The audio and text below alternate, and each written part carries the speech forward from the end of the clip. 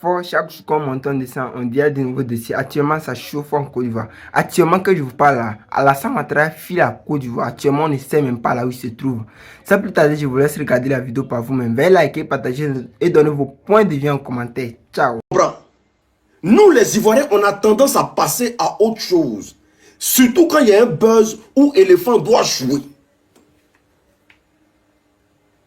Alors que ce qui se passe dans les villes respectives aujourd'hui, là, les déguerpissements qui se passent dans des villes respectives aujourd'hui, là, nous allons payer les frais de ça plus tard.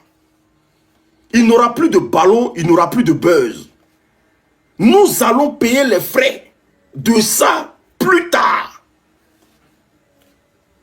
Parce que jusqu'à preuve de contraire, là, on ne voit pas le mal venir. Jusqu'à preuve de contraire, nous ne voyons pas le mal venir. Certains pensent que c'est un jeu. Mais nous sommes bien partis pour un grand remplacement. C'est pour ça aujourd'hui l'État, comme elles n'ont plus de terre à proposer à ces personnes à qui elles ont demandé du crédit hier, l'État est en train de brigander. Écoutez-moi bien. L'État est en train de brigander les terres des gens. Ce qui se passe en Côte d'Ivoire, c'est un braquage. C'est-à-dire, on est en train d'assister à un braquage. Et il n'y a personne, ça n'inquiète personne. Mais tout ça profitera à qui? Ça, c'est la question que nous tous, toi et moi, on doit se poser. Tout ce qui se passe là, profitera à qui? Vous savez, le gouvernement d'Abidjan, ils ont pris le temps d'étudier les Ivoiriens. Comme je le dis, le mondial, la saison pluvieuse et les casses Abidjan sont reliés. Ils sont bien conscients qu'il y a le mondial et que la Côte d'Ivoire joue le mondial. Ils savent que nous sommes en saison de pluie. Donc, il faut profiter de ça, mais pour opérer son plan machiavélique. Mais tout ça va profiter à qui?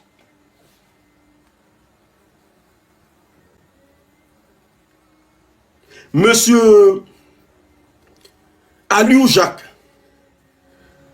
jusqu'à présent, là, ils n'ont pas encore trouvé. Hein. C'est-à-dire, en Côte d'Ivoire aujourd'hui, on cherche un individu qui a cassé plus de 34 hectares.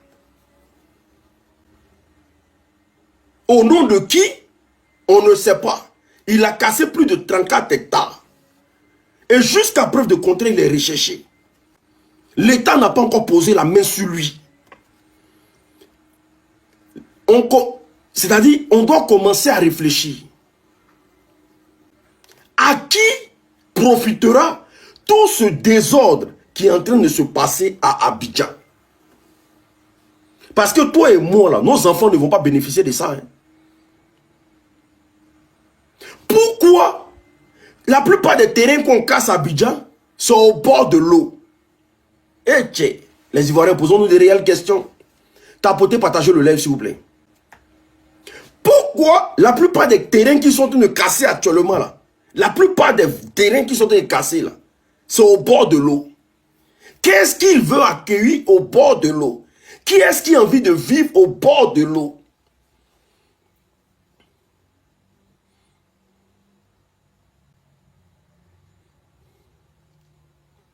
Les questions restent posées.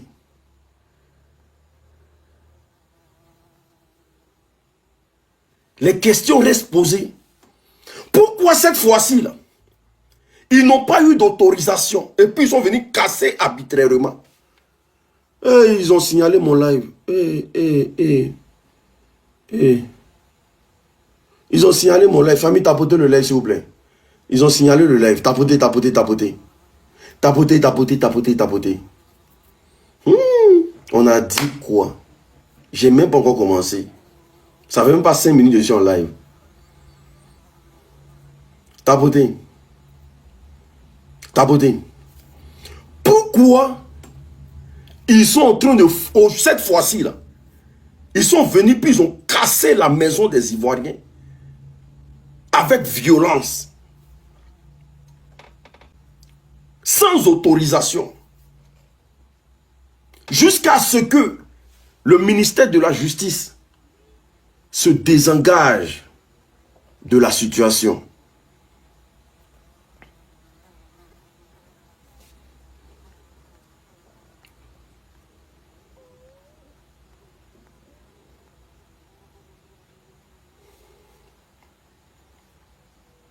Pourquoi? Ils ont signalé mon live. Attends, on dit quoi?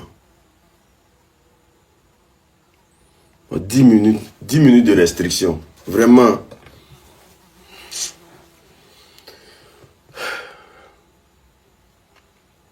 Pourquoi? C'est parce que dans le fond, il y a un projet qui se prépare en Côte d'Ivoire.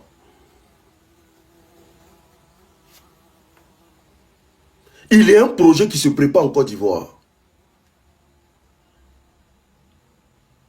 Et ce projet-là, mais c'est de te chasser toi et moi d'Abidjan.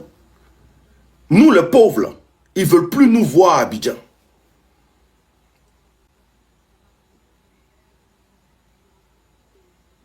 Nous les pauvres, là, ils ne veulent plus nous voir à Abidjan. Et ce qui se passe actuellement là, ça remonte jusqu'à la rébellion. Tous ceux qui ont investi dans la rébellion,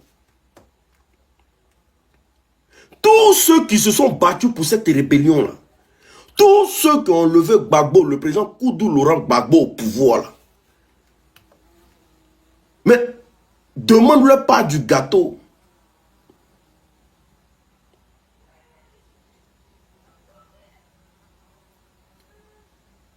Ce n'est pas une affaire simple.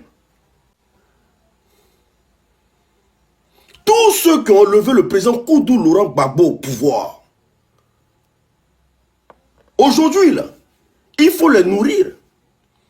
Mais ils vont les nourrir comment? On va les nourrir comment? À part brigander les Ivoiriens, on peut nourrir tous ceux qui ont levé le président Laurent Gbagbo au pouvoir comment? Mon vieux, il est là.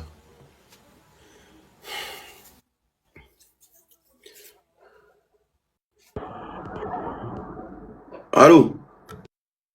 Jeune, Oui. C'est comment? ouais, toi, salut. Ouais. On dit quoi? Y'a foi. Attends, je Ça va vais... bien, hein? Oui, oui, oui, oui, oui, oui, oui, oui, oui, oui. Ok. Voilà, j'ai reçu 10 minutes de restriction, donc du coup, ça va finir maintenant, là. Il me reste 6 minutes. Voilà, pendant que les gens ont fait mon allocution, ils ont signalé le live, donc du coup, tu connais. On dit quoi, mon vieux? Y'a foi. Donc, les 10 minutes là, il y a Ouais. que prendre une petite affaire rapidement. Il n'y a pas de problème, le temps que je... Voilà. Tapoter, les gars, tapoter. Tapoter, hein, les gars. Aujourd'hui, là, on va poser des questions. Donc, je disais, le président Koudou Laurent Gbagbo, quand il était au pouvoir, il y a des actions que le président Laurent Gbagbo ne pouvait pas se permettre. Pas qu'il n'a pas eu de propositions. Hein. Il a eu des propositions. Si le président Laurent Gbagbo voulait vendre la Côte d'Ivoire, il allait vendre la Côte d'Ivoire moins cher.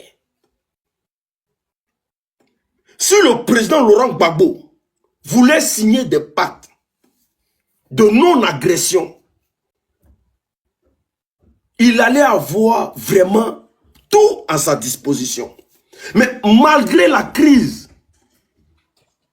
en Côte d'Ivoire, mais le président Laurent Gbagbo n'a jamais baissé son pantalon devant quiconque. Il est resté toujours droit dans ses bottes. Mais aujourd'hui, là, ça fait 15 ans aujourd'hui. Ça fait 15 ans que nous sommes aujourd'hui dans le gouvernement de Draman. Mais, oh là là, oh là là, oh là là.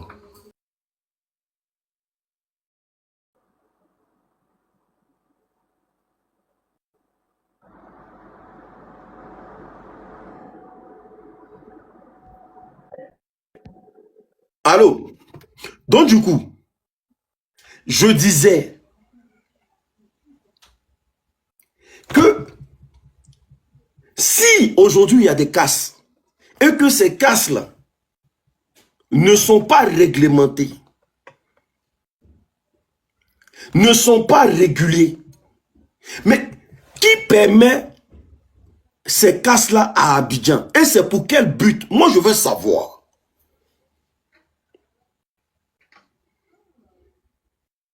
Pourquoi laisser les gens avoir leur ACD, payer des impôts, et puis un bon matin, apparaître dans leur vie et détruire leur domicile, sans dédommagement, sans leur prévenir, sans même dire à ces gens-là que, ah, vraiment, nous avons construit des logements, sauf que dans ces zones-là, où vous êtes là, c'est des zones insalubres. Et on vient comme ça, on détruit la vie des Ivoiriens. Et le président de la République, bon, le soi-disant président de la République, qui est assis au pouvoir, ne fait même pas un communiqué. Il ne prend même pas la parole sur la misère qui se passe actuellement. Est-ce que vous pensez que le président Alassane Ouattara n'est pas au courant de ce qui se passe à Abidjan? Mais pourquoi il ignore? Ah, bâtard. Pourquoi il ignore royalement ce qui se passe à Abidjan? Moi, je me pose beaucoup de questions. Parce que depuis lors, il n'a même pas encore... Il reçoit des gens dans son palais. Mais il n'a même pas encore répondu ou bien adressé un message à ces Ivoiriens qui ont été déguerpis. Quel est ce silence-là? Que cache ce silence? On va venir me dire que Côte d'Ivoire a gagné. Moi, je m'en fous de Côte d'Ivoire a gagné. Parce que si demain Abidjan est vendu là, c'est que mon Danané sera vendu demain. Parce qu'ils ont fini de tout vendre à Abidjan là, ils vont attaquer notre ville.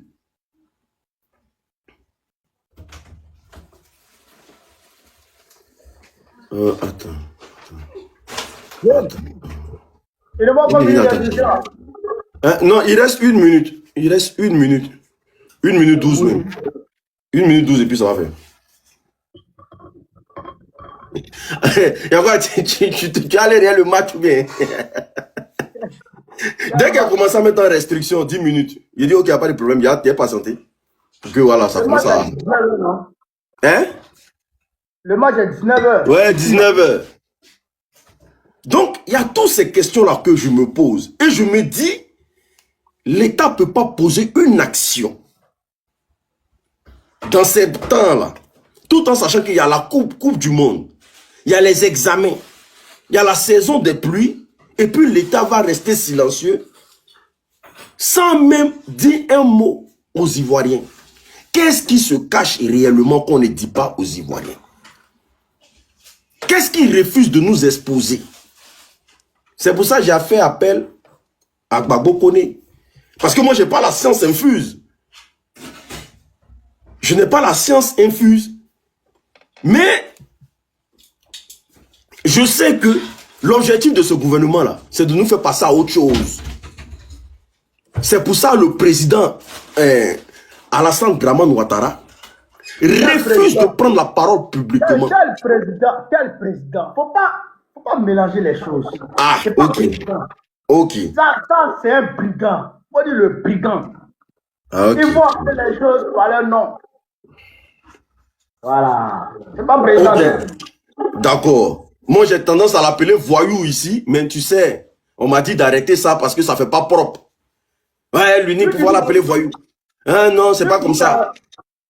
Lui qui dit ça n'est pas propre là, il n'a pas créé TikTok et puis il va l'appeler président. Voilà, c'est tout. Faut pas gérer les déshydratants des gens. Ok, d'accord. Bonsoir le camarade Babou Koné. Bonsoir, camarade. On dit quoi, ça va?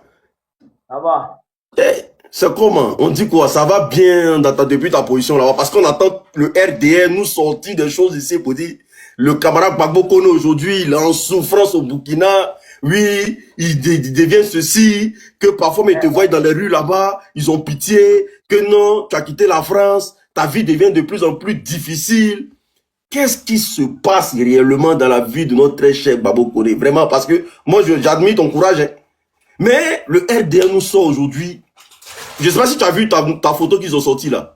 Que regardez sa photo quand il était à Paris. Et puis regardez aujourd'hui comment il est devenu.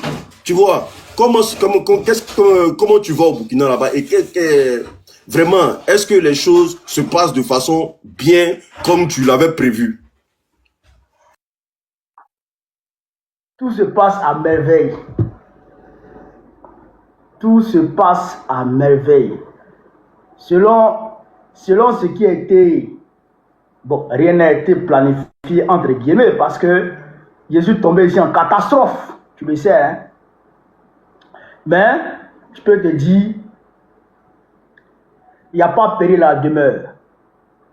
Il n'y a pas péril à la demeure. Tout va bien. En fait, la photo dont tu parles là, la photo à laquelle ils font allusion là, j'étais parti à Bobo Dioulasso, à, comment dirais-je, à la semaine nationale de la culture. Tu comprends, non?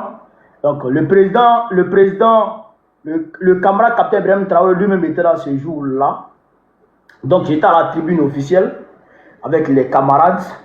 Donc, tu connais, nous, on ne passe pas inaperçu, tu vois. Donc, il y a des camarades qui sont venus faire des photos avec moi, tout.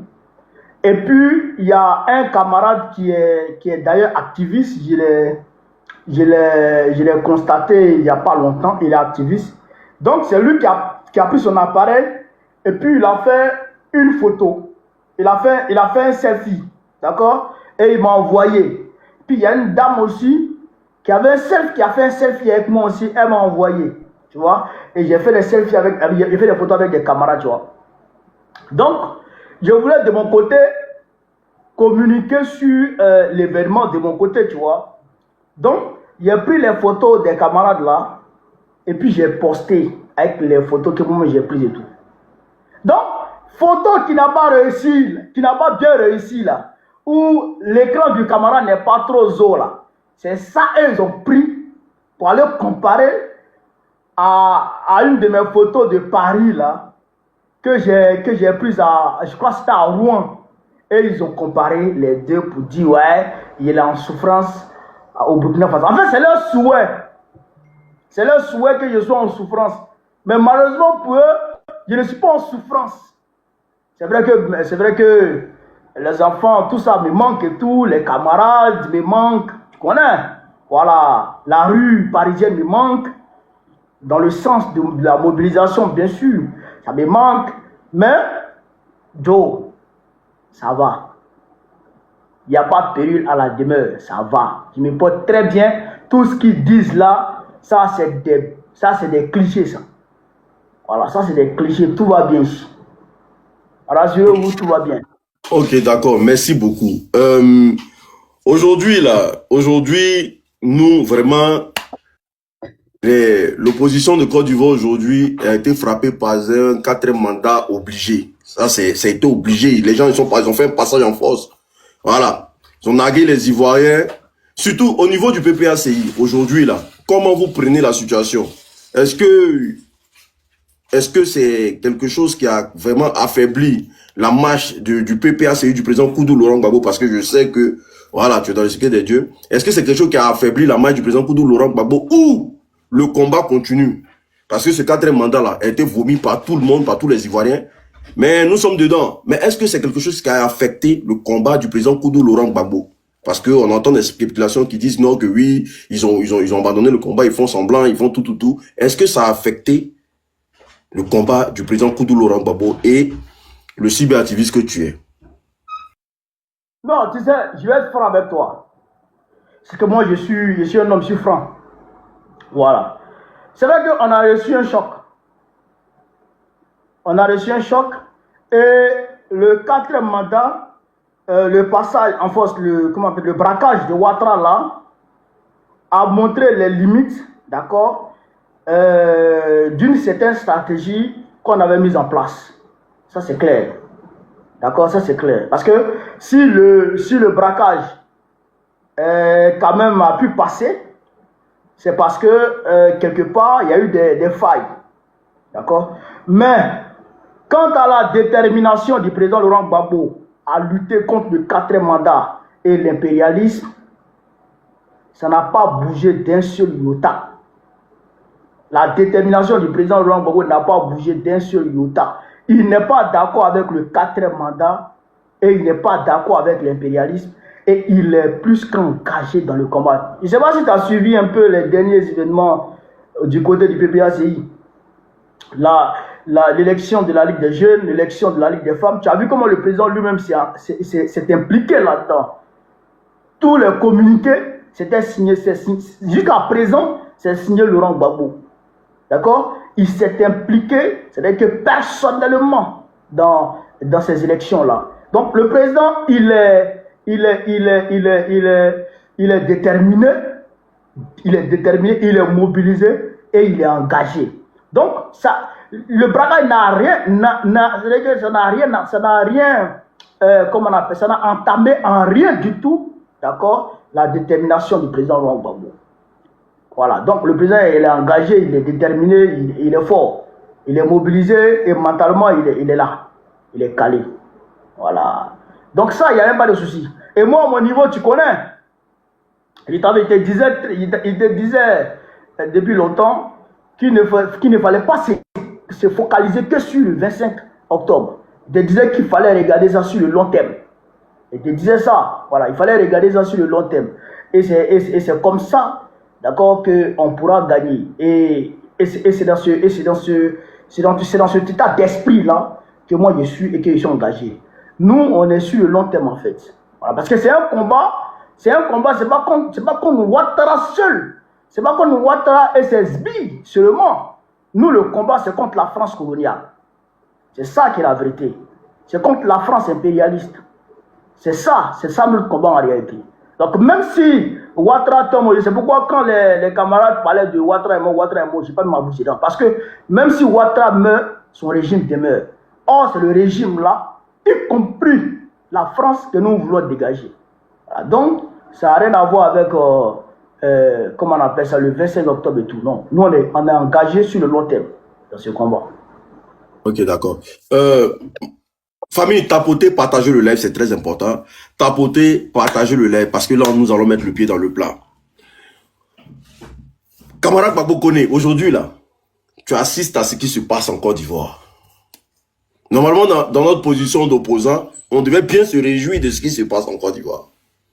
Mais, qu'est-ce qui explique aujourd'hui tous ces déguerpissements, je dirais arbitraires? Qu'est-ce qui explique ça aujourd'hui? La Côte d'Ivoire et les Ivoiriens font face aujourd'hui à une guerre de grand remplacement. C'est un processus de grand remplacement qui est enclenché contre les Ivoiriens. Je pèse mes mots. Je pèse mes mots. C'est un processus de remplacement qui est engagé contre les Ivoiriens. C'est une colonisation par peuplement, d'accord, qui est enclenchée contre les Ivoiriens. Ce n'est pas des déguerpissements fortuits, ce n'est pas des déguerpissements, comment on appelle ça, gratuits. C'est un plan qui est en train d'être exécuté par l'exécutant de la France qui est Alassane Dramane Ouattara à la tête de notre pays. C'est un plan qui est savamment orchestré depuis belle lurette, qui est en train d'être exécuté contre les Ivoiriens en Côte d'Ivoire. Et si les gens pensent que cela va se limiter qu'à Abidjan, eh bien, ils se mettent le doigt dans l'œil jusqu'à leur nuque. Tu comprends un peu? Ça là, ça ne va pas se limiter qu'à Abidjan. Parce que c'est un plan. Selon les Français, depuis l'ère coloniale, depuis 1900, après 1884-1885 à Berlin, après la conférence de Berlin, quand les Français ont pris possession de notre pays, avec l'AOF, l'Afrique occidentale française, les Français, vu la potentialité que regorge la Côte d'Ivoire, vu les richesses que regorge la Côte d'Ivoire, tant au niveau géographique, au niveau minier, au niveau de la terre, de la terre fertile, les terres arabes, eh bien, les Blancs se sont dit que la Côte d'Ivoire là ne peut pas appartenir aux Ivoiriens. La Côte d'Ivoire ne doit jamais appartenir aux Ivoiriens. La Côte d'Ivoire doit être toujours la propriété de la France. La Côte d'Ivoire, elle doit être toujours... La France peut se permettre de perdre certains pays de son précaré. La France peut se permettre de perdre certains pays dans la sous-région ouest africaine. Mais la France ne peut jamais se permettre de perdre la Côte d'Ivoire. Ça, là, ils ont écrit ça, signé blanc sur, noir sur blanc pour déposer. Tout président français qui vient doit faire en sorte de déposséder les Ivoiriens de leur propriété, de leur Côte d'Ivoire. Tu comprends un peu? C'est pourquoi ils mènent une guerre culturelle contre nous. Ils mènent une guerre culturelle contre nous. Les histoires de Woubi, là, tout ça fait partie du plan, d'accord, de guerre culturelle contre les Ivoiriens. Les Woubi, là. Il faut envoyer les Woubi pour déconnecter les Ivoiriens de leurs us et coutumes, de leurs mœurs. Pour nous déconnecter de notre culture. Tu vas voir ce qu'ils sont en train de faire aujourd'hui, qui a commencé par Abidjan. C'est vrai que ça vise les pauvres à Abidjan, mais ça vise plutôt les autochtones d'Abidjan. Ça vise plutôt les Bidjans, ce qu'on appelle les Bidjans, là, les Adjans. Là. Ils ont eux que cette guerre d'expropriation vise en réalité. Ils ont commencé par Abidjan. Écoute-moi très bien. Leur plan là, c'est de chasser totalement les Hébrieux d'Abidjan. Les chasser totalement d'Abidjan. Et même les empêcher d'installer d'autres villages aux alentours d'Abidjan. C'est-à-dire que si on les chasse d'Abidjan, les Blocos, les Cocody villages, les Adjamé villages, les Abobaoulé, quand on va les chasser là, d'Abidjan, là, il ne faudrait même plus qu'ils aient un endroit où fonder un autre village. Tu comprends? Pour les disperser totalement dans la nature. Parce que si tu entends que telle génération fait une sortie traditionnelle dans tel village hébreu ou dans tel village bidjan, et c'est parce que vous avez un village où vous pouvez vous exprimer, où vous pouvez vous retrouver. Mais si vous n'avez pas de village, est-ce que vous allez parler de fête générationnelle? Est-ce que vous avez parlé de sortie générationnelle? Alors, s'il n'y a pas de sortie générationnelle, il n'y a pas de fête générationnelle, il n'y a pas de fête coutumière, alors les gens sont déconnectés de leur culture. Alors, un peuple qui est déconnecté de sa culture est comme un avion qui vole, d'accord, étant déconnecté de la tour de contrôle, sans transpondeur, sans rien du tout, sans radio. Il navigue, il vole seulement. Et cet avion-là, c'est-à-dire que, comment on appelle ça, cet avion-là va forcément se perdre dans la nature. Donc c'est ça qui est planifié contre les Hébrieux, contre les Bidjans et contre tous les Ivoiriens. Parce qu'ils sont en train de faire la chose de façon progressive. Tu comprends? Il faut totalement déconnecter les Hébrieux de leur culture. Il faut les disperser dans la nature pour ne même plus qu'ils parlent de village. Tu comprends? Donc, c'est ça qui a commencé. Et ça a commencé depuis 2024.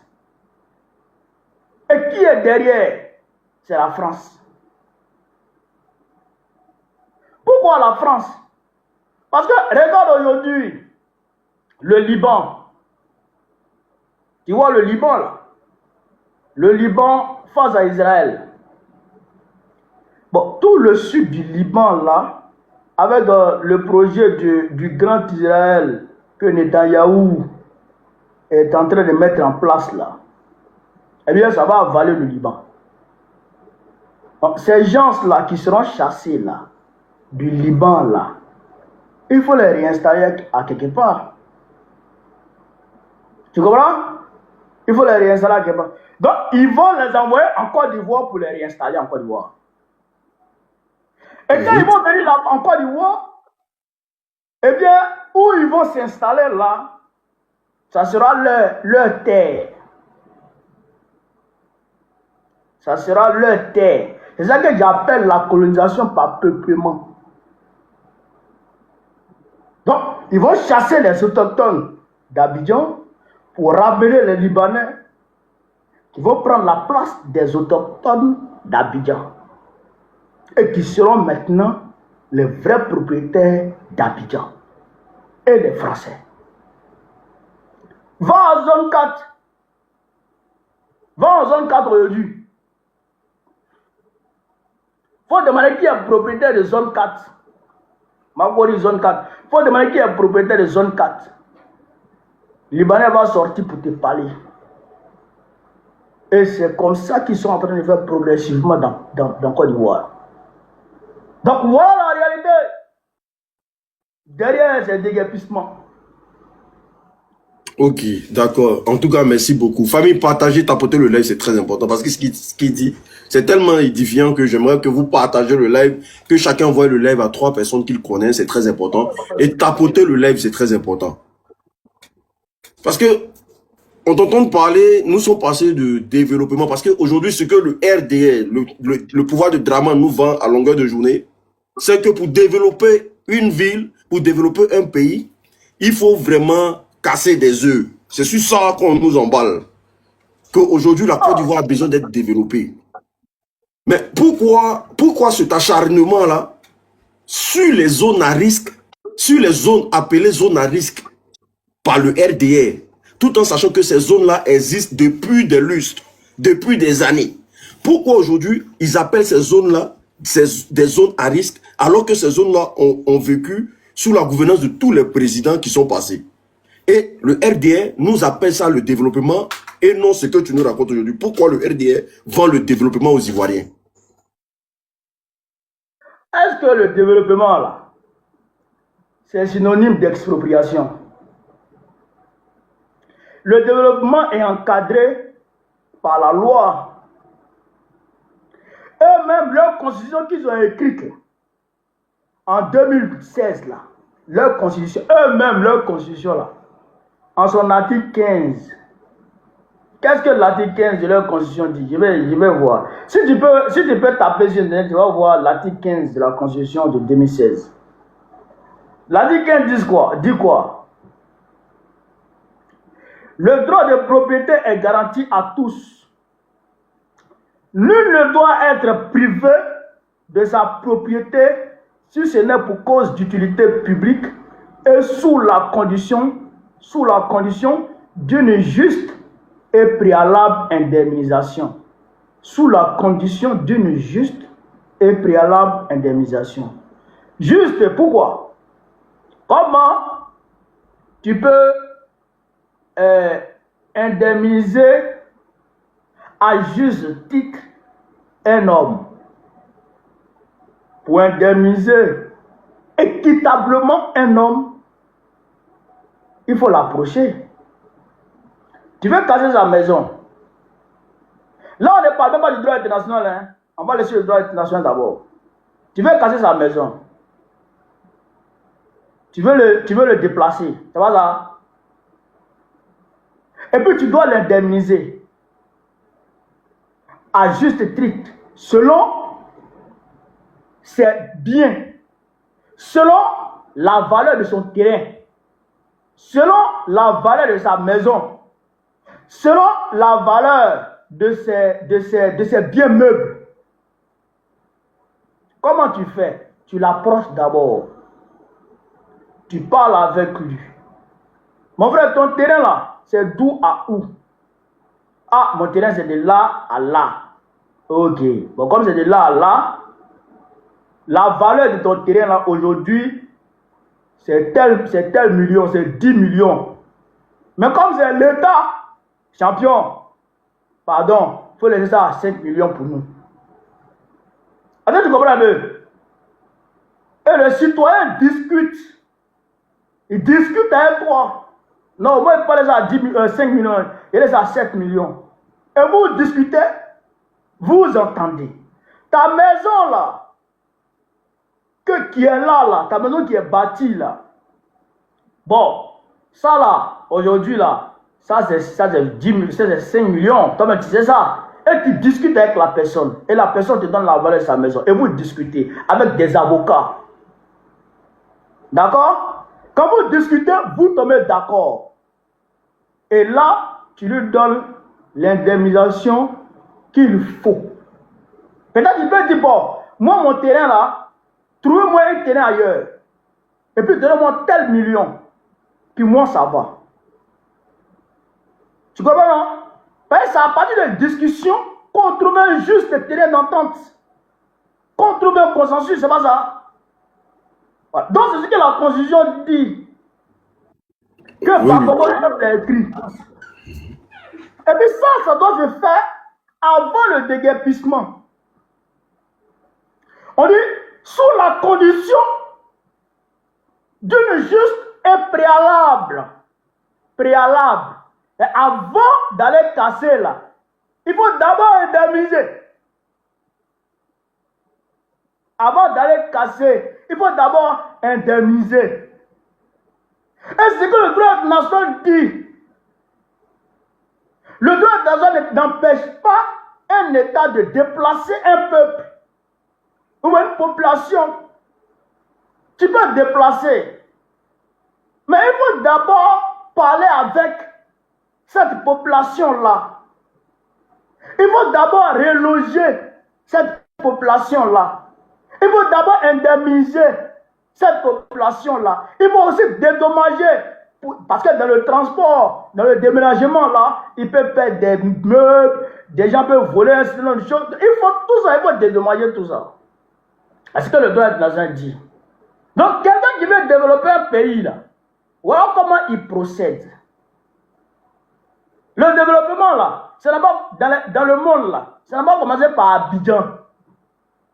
Et c'est d'abord commencé par Draman. Avant Draman, il y a eu des présidents. Et dans le monde entier, les exemples sont autour de nous. D'accord? Les exemples sont tout autour de nous. Toi, tu es en France, non? Mais tu vois les cités, là. Ah bon, ces populations étaient ailleurs. les mairies ont construit des cités pour loger les populations. D'accord? Avec des HLM. Tu comprends, non?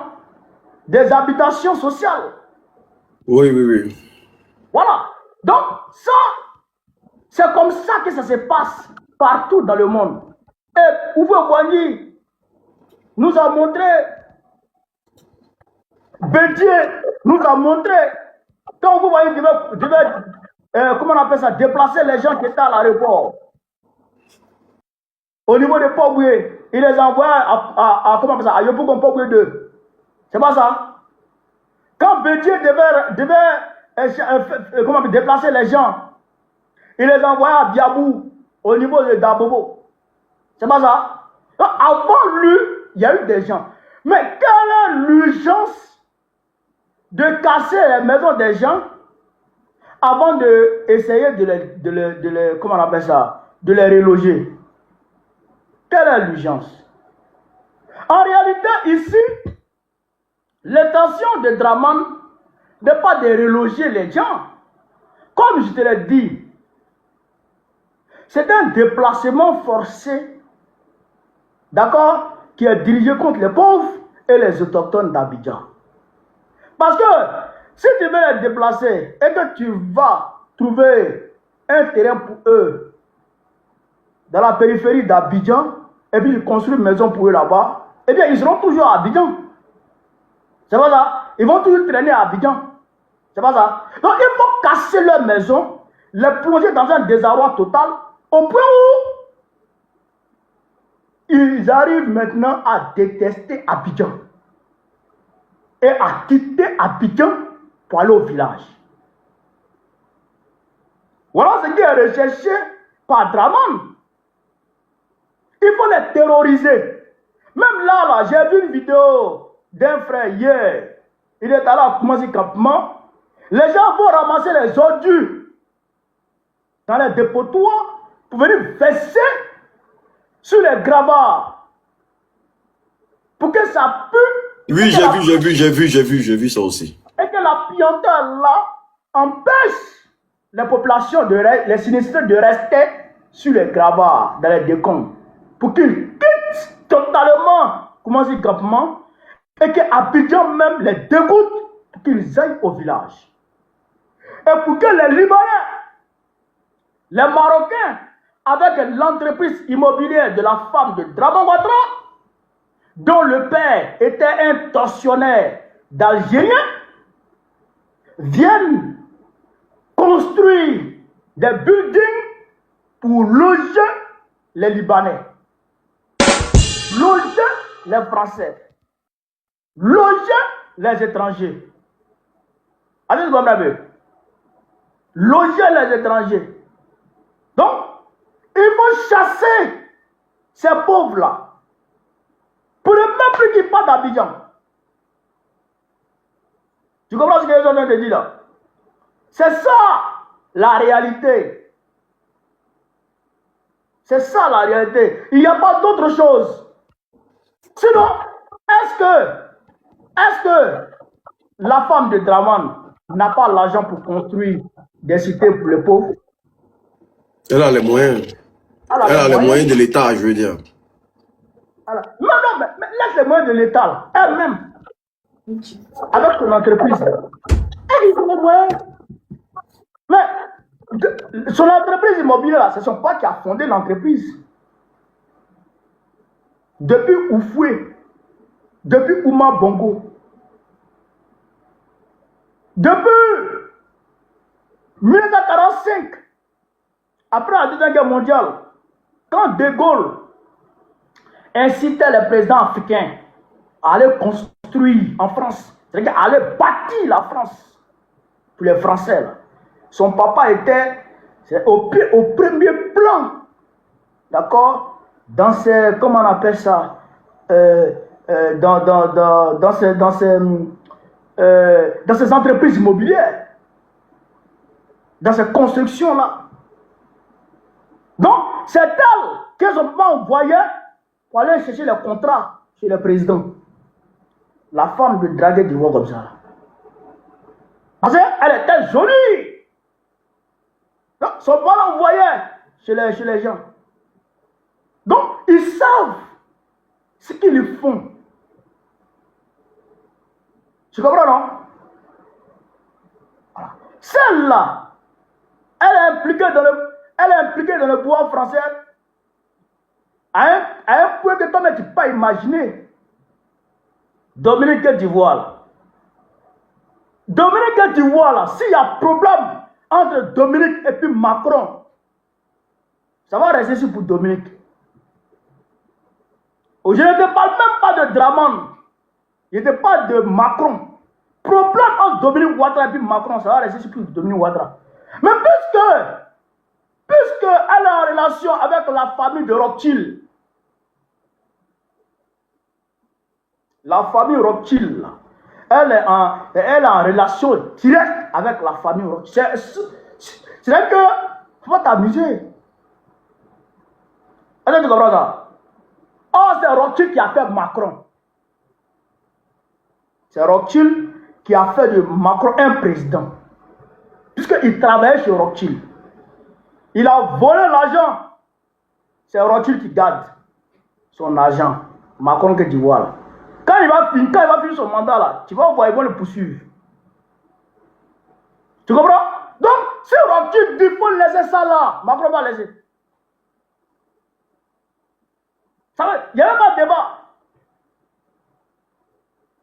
Il n'y a même pas de débat. Tu comprends, non? C'est pourquoi, avec le Liban, quand Israël frappe le Liban, Macron il parle, mais il ne peut pas réagir. Parce que Israël, là, c'est Rothschild. C'est les Rothschild, là, qui financent la guerre d'Israël. Vous comprenez ça? Voilà. Ce sont eux qui financent la guerre d'Israël. Donc si Macron veut trop parler, il dit, tu dis quoi? Le Liban l'en protège, tu dis quoi? Ferme ta bouche, il ferme. Donc on lui dit, trouve une place pour les Libanais. En Côte d'Ivoire. Et il va trouver. Il va trouver place pour les Libanais en Côte d'Ivoire. Ça là, ce n'est même pas un truc contre les Libanais. Non, moi, quand le Hezbollah se défend là, moi j'aime leur combat. Allez, vous comprenez? Moi j'aime leur combat. Mais, on ne peut pas nous chasser pour vous installer. C'est pas possible. C'est pourquoi quand je vois certains gars qui ricanent de ce qui arrive aux gens à Abidjan, aujourd'hui avec les déguerpissements, j'ai pitié pour eux. J'ai pitié. Parce que tu te moques des gens. Parce qu'on casse les maisons. Mais ça arrive à toi. Je ne dis que c'est une guerre de remplacement des Ivoiriens. Dans 50 ans, si l'on y prend garde, dans 50 ans, les vrais Ivoiriens ne seront plus les Ivoiriens. Les Ivoiriens de souche ne seront plus Ivoiriens. C'est comme ce qui se passe aujourd'hui en Mauritanie, en Tunisie. Ce qui se passe en Afrique du Sud, sous nos yeux. Tu comprends ça? En Afrique du Sud, les Blancs ont des terres. Ils sont propriétaires terriens. Il y a des villages en Afrique du Sud, noirs qui ne rentrent pas là-bas. Il y a des endroits en Afrique du Sud, tu es noir, tu rentres là-bas, on te frappe, on te tue même. En Afrique du Sud. Ça a commencé comment? C'est comme ça que ça a commencé. Mais actuellement même en Côte d'Ivoire, il y a des plages privées. Colonisation par peuplement. Attends, tu comprends un peu? Donc, ça là, c'est un problème qui nous concerne, nous tous, autant que nous sommes. Parce que Dans 10 ans, 10 ans, 15 ans, ils vont diviser la Côte d'Ivoire en deux. C'est de leur plan. Tous ceux qui disent Ngo, là, les douleurs, à partir de plateau, ils vont couper la Côte d'Ivoire en deux. Et ils vont aller nous trouver là-bas encore, ils vont nous arracher nos terres. Est-ce que tu comprends ça? Voici la Somalie. Devant tout le monde, hein, ils ont créé la Somaliland. Quel est l'État qui a reconnu la Somaliland? Israël. Ils ont créé Somaliland. Voici le Soudan. Ils ont coupé le Soudan en deux. Ils ont créé le Soudan du Sud. Là encore, ils sont en train de couper encore un autre morceau sur le Soudan. Le Darfour. C'est un plan. Voici le Mali. Ils sont en train de couper le Mali en deux devant nous tous. Voici le Niger. Et on pense que c'est un jeu. C'est pas un jeu. C'est un processus de remplacement. C'est un processus de remplacement. Ils veulent nous remplacer. Est-ce que tu comprends? Donc aujourd'hui, quand je vois les autres peuples de Côte d'Ivoire, regardez dans l'indifférence les ébriés, les Achans, en train de se faire malmener par Draman et la France, j'ai pitié. Moi je parle avec les Achans. Moi je parle avec eux. Les gens là souffrent. Les gens disent les ébriés vantaient. Non, hein. Tu as vu ce que Youssouf Kouyaté, non? Ou bien quoi là? Youssouf Doumbia, le maire de Benjeville là. Tu as vu ce qu'il est en train de faire aux gens? Il installe des chefs de village qui n'ont même pas le droit d'être installés. Il choisit des chefs de village pour les gens. Tu comprends bien? En transgression totale de leurs coutumes et leurs lois.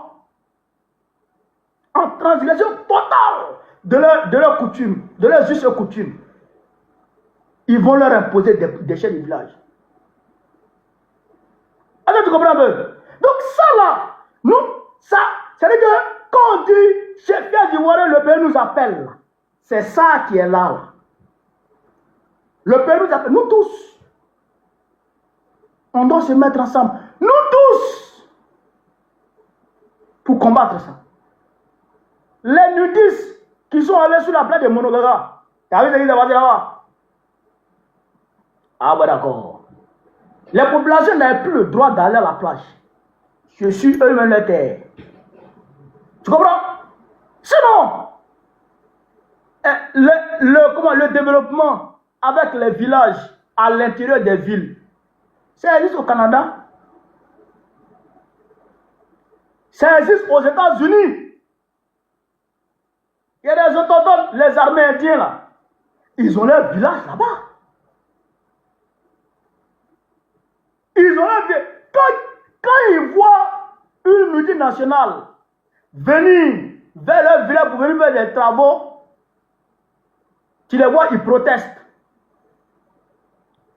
Quand ils prennent les juges, les avocats, pour attaquer, quand ils voient que ça ne bouge pas là, ils vont à la Maison Blanche.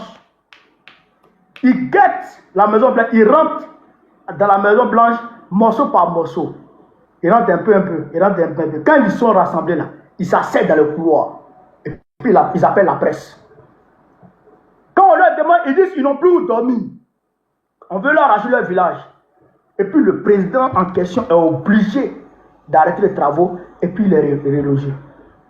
Aujourd'hui où je te parle, il y a des villages là-bas. Mais pourquoi Draman ne va pas voir les ébriers dans Abidjan là? Ah, parce que l'Abidjan, la Côte d'Ivoire ne doit appartenir à personne à part la France. Tu comprends ça? Voilà la vérité. Vraiment, Vraiment. Famille, tapotez, partagez le live, s'il vous plaît. Parce que vous allez monter après pour poser vos questions aussi. Mais moi, je vais finir, voilà, mon truc, à moi. Franchement, tu maîtrises le dossier. Et vraiment, je dis toujours merci à Dieu vraiment de te donner la santé. Parce que c'est pas facile. Et le courage que tu as. Mais, nous avons un procureur qui a fait un communiqué pour dire que ce qui s'est passé à Koumassi Campement là ne ressort pas de l'État de Côte d'Ivoire. Le projet Aliou Brou-Jacques là, qu'est-ce que tu en penses de ça réellement? Parce que là, il est recherché jusqu'à présent, il n'a pas encore été vu, il n'a pas encore été attrapé. Et l'État nous fait comprendre que ce projet qui a été fait à Koumassi Campement ne ressort pas de l'État. Et que la justice n'a jamais donné son accord. Les familles sont dehors aujourd'hui.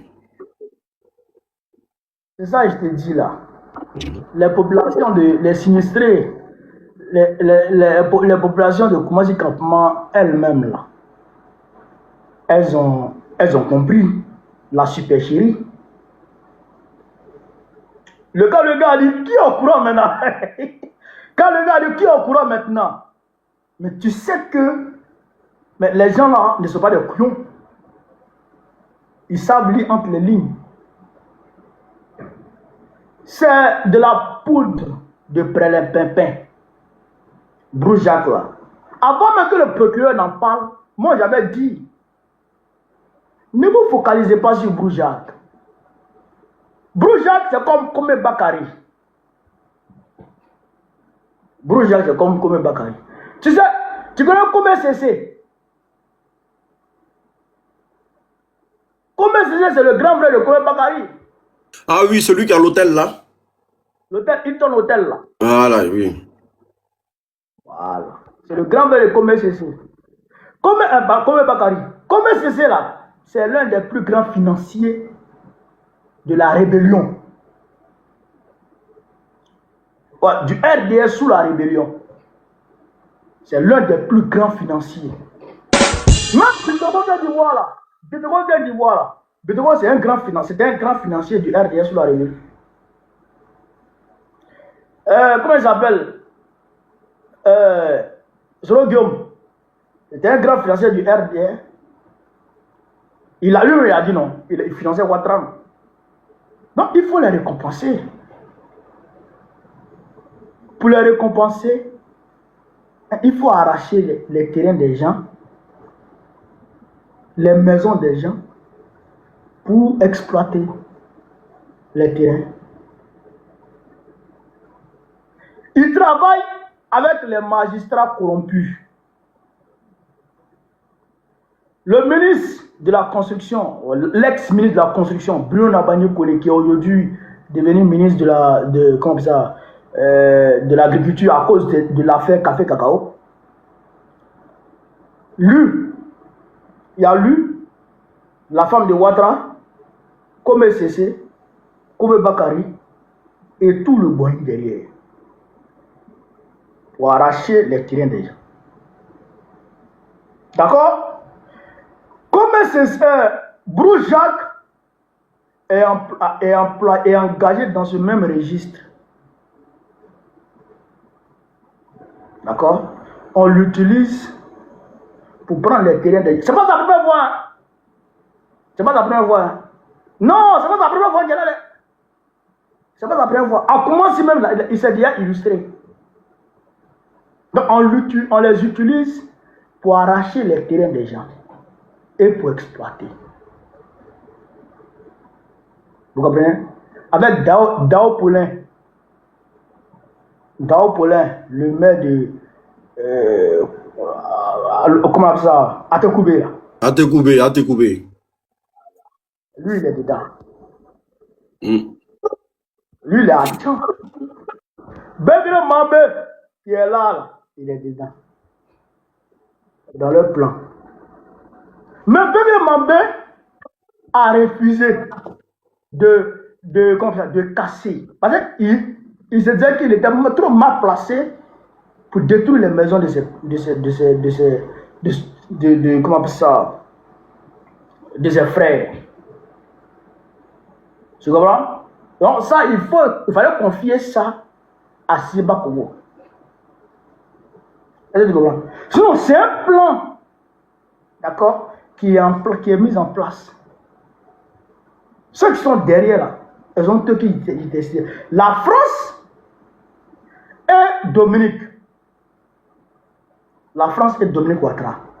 Mais Dominique Ouattara engage, si c'est bas Congo, excusez-moi, c'est pas droit d'honneur, engage, si c'est bas Congo, engage le gars d'Atekoubé là, et engage, comment on appelle ça, les terrains vraiment là, eux tous sont dedans. Mais c'est un projet de la France qui doit être exécuté. Tu comprends? Mais est-ce que c'est ce qui qualifie le silence de Draman? Parce que Draman, jusqu'à preuve contraire, n'a pas encore parlé. Hein. Est-ce que c'est parce que les deux sont déjà pipés que Draman ne dit rien? Ou bien ça ne résolve quasiment pas parce que RFI a appelé l'État de Côte d'Ivoire. RFI a dit, l'État de Côte d'Ivoire fait comprendre à RFI que ça ne ressort pas de l'État mais plutôt du district. Est-ce que c'est pour ça que Draman ne dit rien? Il m'a dit quoi? C'est lui qui a envoyé. C'est lui. C'est sa femme. En fait, écoute-moi très bien. Sa femme lui dit, voici le plan qu'on doit exécuter. Il ne peut pas dire non. Il ne peut pas dire non. Sinon, lui-même, il sait que ça, là, ça ne lui plaît pas. Mais il ne peut pas dire non. Pourquoi il a dit non? S'il dit non, il s'en va. On t'a mis là pour un travail. Et on te demande de faire le travail pour lequel on t'a mis là et tu refuses. Pourquoi? En dehors, on te change. Donc, pour ne pas être changé, lui, il accepte. Tu comprends, non? Lui, il ne peut rien dire. Absolument rien dire. Est-ce que tu comprends? C'est pourquoi, quand les populations, quand on a dit aux gens, Draman a violé la Constitution, levons-nous. Les gens n'ont pas compris. Parce qu'un homme qui ne doit pas sa légitimité au peuple s'en fout du peuple. Draman, là, il ne doit pas son pouvoir au peuple. Son pouvoir, là, ce n'est pas le peuple qui lui a donné. Ceux qui lui ont donné le pouvoir, c'est la France et ses amis. Donc, lui doit sa légitimité à ceux-là. Si eux lui disent, tu vas rester, lui, il se dit qu'il va rester. Quand eux lui disent, tu vas quitter, il commence à trembler, il demande pardon. Tu comprends, non? Parce qu'il ne doit rien au peuple de Côte d'Ivoire. Mais c'est pas toi qui l'as installé. Chacun problème à lui. On t'a dit, lève-toi pour que le gars là, il nous respecte. Tu t'es assis. Ceux qui l'ont soutenu, qui ont protégé son pouvoir, pendant que les autres se sont levés là. Bon, toi tu étais assis et tu regardes. Ceux qui se sont levés n'ont pas pu le dégager. Maintenant, ceux qui ont protégé son pouvoir, il va faire tout ce qu'eux demandent. Ça va de soi. Ou bien, Ça va de soi. Oh, regarde le dit dans l'AES. Regarde le dit dans l'AES. Le président, Captain Ibrahim Traoré, quand le peuple commence à grogner par rapport à certains problèmes, soit il envoie son ministre dont dépend le problème, ou bien lui-même il sort et il rassure le peuple. Ou bien il appelle le peuple. Parce que lui, il dirige une révolution progressiste et populaire qui dépend entièrement du peuple. Tu vois bien, lui, son pouvoir là, ce n'est même pas son pouvoir comment on appelle ça, qui dépend du peuple. Non, le peuple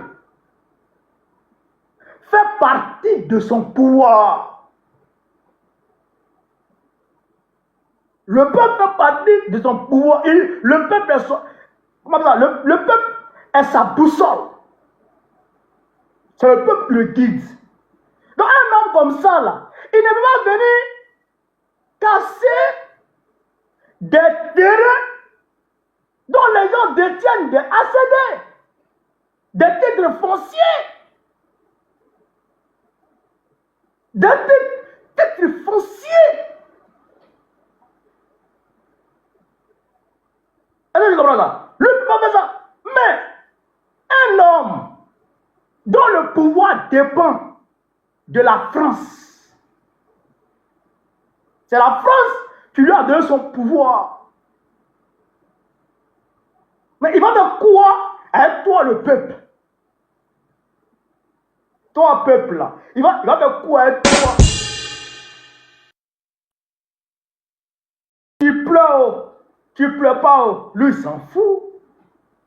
Tant que Macron n'est pas fâché, lui, là, il n'a pas de problème. Si Macron se fâche tout de suite, tu vas le voir, il va monter dans l'avion pour aller en France. Si Macron se fâche tout de suite, il monte dans l'avion, il va en France. Pour aller demander une nouvelle. Pourquoi tu es fâché? Tu veux quoi? Et il va faire. Parce que c'est Macron qui lui donne le pouvoir, qui garantit son pouvoir, qui protège son pouvoir. Allez, tout le monde. Donc, si le peuple n'a pas pris conscience de ça, pour dire que ça, là, ça ne peut plus continuer, alors, Ouattara va continuer à essuyer son pied sur le peuple de Côte d'Ivoire comme un paillasson. C'est ça qui est la vérité. Alors, tu comprends un peu? C'est ça qui est la vérité. Donc, il ne va pas parler, il s'en fout de... Pourquoi il va parler? T'as quel problème? Il va parler de quoi? Pour qui? Je vois les gens présents, c'est nous qui t'as mis au pouvoir, c'est nous le peuple là. Tu as élu qui? Toi, tu as élu Ouattara? Qui l'a élu en Côte d'Ivoire? Tu as élu où? Il y a eu élection? Les gens se blaguent quoi. Ils pensent qu'ils sont dans un pays de droit de l'homme, un pays démocratique. Donc, ils ont voté. Tu as voté où? Toi, tu as fait quelle élection? Tu te blagues? On dit il faut faire en sorte qu'il y ait élection. Et que lui là, lui qui dirige là, il se dit, s'il ne fait pas attention, le peuple qui m'a élu là, il va me retirer sa confiance. Donc, j'ai intérêt à bien me conduire. Allez, là, c'est un président qui a été élu par le peuple. Regarde en Afrique du Sud. Regarde en Afrique du Sud. Tu vois ce qui se passe là? Ramaphosa est sorti, il a parlé. Tu as suivi son discours. Il a fait un discours équilibriste, mais de fou. il ne s'est pas attaqué au peuple qui est dans la rue. Hein. Et là, tu les vois sortir pour les frapper. Parce qu'il sait que s'il ne fait pas attention, ceux-là vont le chasser. C'est eux qui l'ont installé. Ce sont eux qui l'ont élu. Ouais, c'est ce que je comprends pas. En Afrique du Sud, là, les gens sont libres de faire ce qu'ils veulent. Mais en Côte d'Ivoire, dès que le peuple veut se réveiller, c'est l'armée, c'est le procureur. Ça, on n'a jamais compris ce truc-là. Ouais. Parce que là-bas, là, le peuple, là, il a le cerveau dans la tête. Le peuple, là-bas, le cerveau du peuple sud-africain n'a pas été bouffé. En Côte d'Ivoire, par contre, le cerveau est bouffé. Qu'est-ce qui a bouffé le cerveau de la Côte d'Ivoire, du peuple ivoirien? 1. La religion. La religion. 2. La distraction. La distraction. 3. La peur. Tu comprends ce que je viens de dire là? Le peuple de Côte d'Ivoire, aujourd'hui, je te le dis hein, en toute sincérité, hein, les gens vont m'excuser, mais il faut qu'on dise la vérité. Le peuple de Côte d'Ivoire, aujourd'hui, a perdu les vertus d'un peuple digne. On n'est plus vrai peuple. On est devenu peuple façon. Parce que des gens dont on casse les maisons, des gens dont on refuse de payer leur produit. Mais est-ce que c'est pas parce qu'il y a une répression aussi qui se vit, qui plane sur la Côte d'Ivoire? Parce qu'on a une armée qui n'est pas éduquée, on a un procureur qui regarde dans un seul sens, on a un gouvernement qui... Est-ce que c'est pas ça qui terrorise le peuple aussi? Je viens, tu vas me comprendre. Un peuple dont on refuse de payer les produits, et il est assis, et il regarde. Qu'est-ce qu'il dit, le peuple de Côte d'Ivoire? Pour la quasi-majorité, qu'est-ce qu'il dit? Dieu va faire. On laisse à Dieu. Dieu très haut, Dieu tout puissant. C'est Dieu qui est fort. Dieu va les punir. C'est ce qu'ils nous font là. Dieu va les punir. Comme le camarade Disco vient de dire. Ça va aller. Mais Dieu nous regarde et puis dit, mais il y a trop de fous en Côte d'Ivoire. Hein? Qu'est-ce qui se passe? Dieu nous regarde et puis il dit, il y a trop de fous en Côte d'Ivoire. Par contre, les Sud-Africains, et pourquoi je dis la vérité, hein? Les Sud-Africains, qu'est-ce qui s'est passé pendant l'apartheid? Tu peux dire que ce qui s'est passé en Côte d'Ivoire était violent que l'apartheid? L'apartheid, c'était une disposition constitutionnelle qui avait été mise en place pour réduire le peuple, le noir, d'accord, à l'esclavage en réalité. Pour réduire le noir à des sous-hommes par rapport aux blancs sud-africains. Steve Biko, qu'est-ce que j'ai parlé? Steve Bantu Biko, il a été tué. Les Ramaphosa d'Ivoire, les Syriens Ramaphosa d'Ivoire, les Jacob Zuma, les Thabo Mbeki, que tu vois là, ceux qui étaient présidents après Mandela là, c'est les gens qui ont lutté contre l'apartheid. C'est les gens qui ont pris une guerre. Ceux que tu vois là, ils ont pris armes. Ils ont pris une guerre contre blanc. Ils ont allumé blanc. Alors tu comprends bien? On les ja. Pendant que ceux qui ont déjà là, pendant qu'ils vont les enterrer, Arrivés à l'enterrement, ils font manifestation. Les Blancs arrivent. Ils tuent d'autres parmi eux. Eux, ils tuent encore parmi les Blancs. Est-ce que tu comprends ça? Parce que les gens disent non, les Sud-Africains, tout le monde entier, tous les Africains les ont aidés, tous les Africains les ont aidés, c'est comme si, et puis ils font ça aux Africains. Mais tous les Africains les ont aidés, mais tous les Africains n'étaient pas sur le terrain. Moi, je condamne ce qu'ils font là, hein. Mais ils ne sont pas responsables de tout ce qui se passe. Tu comprends ça? Ils ont souffert. Leurs parents sont morts. Ils ont donné leur poitrine pour récupérer leur pays. Tu comprends? Et voilà l'AES. Les gens sont en train de lutter dans l'AES. On les soutient. L'Afrique les soutient. Mais ce n'est pas l'Afrique qui meurt. Ce sont eux qui meurent. Ce sont eux qui sont au front. Demain, là, quand ils vont libérer leur pays, là, ils vont entamer le chemin vers la prospérité. Ça va commencer à péter ici. Les gens commencent à devenir riches. Les autres pays africains vont venir les envahir.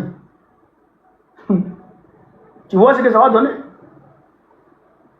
Tu vois ce que ça va donner? Donc, luttons. On ne peut pas s'asseoir et dire Dieu va faire. Pourquoi? Si les Sud-Africains s'étaient assis pour dire Dieu va faire, aujourd'hui, l'Afrique du Sud serait toujours gouvernée par des Blancs. Ils se sont levés et ils sont battus. Mais aujourd'hui, on voit très bien qu'ils sont en train d'arracher les terrains des gens, les villages des gens. Et puis quand ils arrachent comme ça, là, c'est les Blancs, c'est les étrangers, les Libanais qui viennent s'installer. Ils arrachent aux Noirs, ils donnent aux étrangers, aux Libanais. Ils arrachent aux Noirs, ils donnent aux Marocains. Ils arrachent aux Noirs, ils donnent aux Français. On voit très bien et on s'assoit et on dit Dieu, est-ce qu'il y a cerveau encore? De toi à moi. Est-ce qu'il y a cerveau? Il n'y a pas cerveau. Il n'y a plus cerveau. Mais en France, tu vois, le peuple français, il est nationaliste et il est éveillé, il est révolutionnaire dans l'âme. Il faut le lui reconnaître. Il faut le lui reconnaître. Il faut regarder les Anglais. On parle, mais français n'aime pas foutaise, hein? Non. Français n'aime pas foutaise, hein? Il ne peut pas. Regarde, de Boris Johnson. Boris Johnson a aujourd'hui celui qui est là. Les Anglais, ils ont changé 3 premiers ministres. C'est le 3e qui est là. Alors, tu vois bien. Parce que quand tu leur fais foutaise, ils sont 4 millions dans la rue. Tu penses qu'on ne les tue pas? Tu penses qu'on ne les tabasse pas? On tabasse. Tu as vu les gilets jaunes, non? Les gilets jaunes. Il y en a qui ont perdu les yeux. Il y en a qui ont perdu.